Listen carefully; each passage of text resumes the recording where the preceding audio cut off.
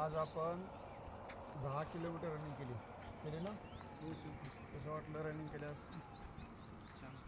आता तुम्ही प्रश्न विचारसाल किंवा आम्हाला तर 1600 मीटर पळायचं, मग सरनं 10 किलोमीटर रनिंग काय घेतली? हां, तर त्या दिवशी पण तुम्हाला एक दिवस पाठीमागं सांगितलं होतं की आपल्याला जर 1600 परफेक्ट करायचं आहे, 100 परफेक्ट करायचं आहे, तर काय केलं पाहिजे? आपण जास्तीत जास्त रनिंग केली पाहिजे, म्हणजे आपला दम जिरला पाहिजे. तर ह्या झाल्या रनिंगच्या गोष्टी.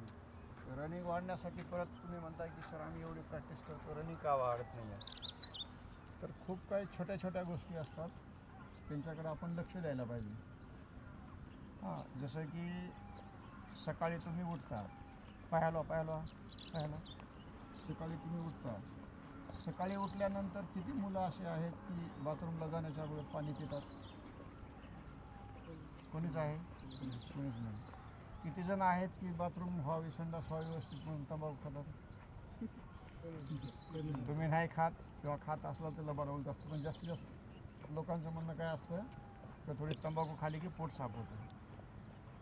खरं आहे का खोटं आहे आपल्याला त्याच्यात पडायचं नाही आहे, पण त्यापेक्षा तुम्ही एक चांगली सवय लावून घ्या की सकाळी उठलं की डायरेक्ट आपल्याकडे पाण्याची बॉटल असते, उशाला 1 ग्लास पाणी प्यायचं, पूर्ण 1 ग्लास पाणी प्यायचं आणि मग संडासला जायचं.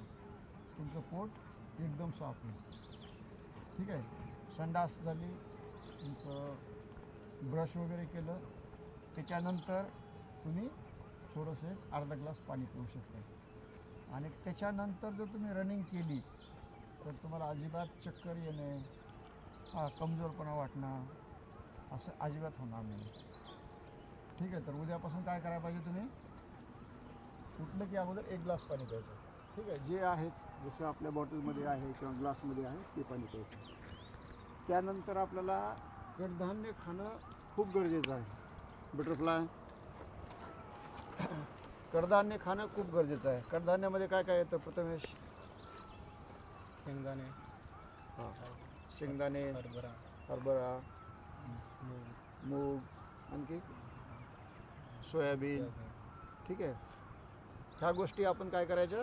संध्याकाळी पाण्यात टाकायचं, चांगलं धुवायचं, त्याला संध्याकाळी पाण्यात टाकायचं.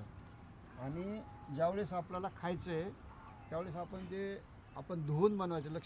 लक्ष असू द्या, आपण काय करायचं? धुवून भिजू घालायचं. आणि धुवून भिजू घातल्यानंतर ते जे सकाळी राहिलेलं पाणी असतं ते काय करतो? आपण फेकून देतो. फेकून देणं योग्य आहे का? कारण त्याच्यामध्ये जे सर्व काही विटॅमिन्स आहेत त्या पाण्यामध्ये पण येतात ना. तर ते पाणी प्यायचं आणि कडधान्य खायचे. ठीक आहे? कडधान्य जर तुम्ही खाल्ले तर तुमच्यामध्ये भरपूर काही स्टॅमिना येतो. आपल्या सर्वात स्टॅमिना म्हणजे रनिंग करणारे बरेच प्राणी आहेत, त्यापैकी घोडा कसा आहे? घोडा पॉवरफुल आहे ना. तो काय खातो? चणा खातो ना, का चिकन खातो? मटण खातो का? नाही खात ना. मग आपण आर्मीमध्ये, पोलीसमध्ये जाणाऱ्या विद्यार्थ्यांना काय पाहिजे? रनिंगच पाहिजे ना. मग जर हरभरे खाऊन घोडा रनिंग करू शकतो तर तुम्ही का नाही करू शकत? ठीक आहे? तर हे आपण कडधान्य खाणं खूप गरजेचं आहे. ठीक आहे?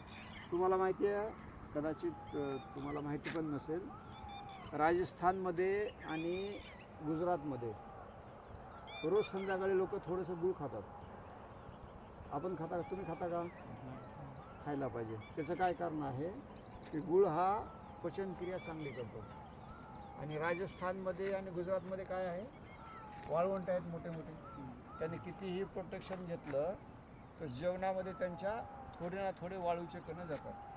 म्हणून ते गुजरात आणि राजस्थानमध्ये हरभरे म्हणजे ते भुजलेले, म्हणजे काय म्हणतात ते, हे केलेले भाजलेले हरभरे आणि गूळ राजस्थान आणि गुजरातमध्ये जास्त चालतात. तर तुम्ही संध्याकाळी झोपताना थोडेसे असं बसा, पायावरती बसायचे, थोडेसे हरभरे आणि गूळ, हरभरे जरी नसतील तर गूळ खायला पाहिजे. ठीक आहे? ह्या गोष्टी तुम्ही करा, 100% तुमचं ग्राउंड आणि स्टॅमिना वाढेल. ठीक आहे? आजपासून करणार सर्व गोष्टी ह्या. ओके.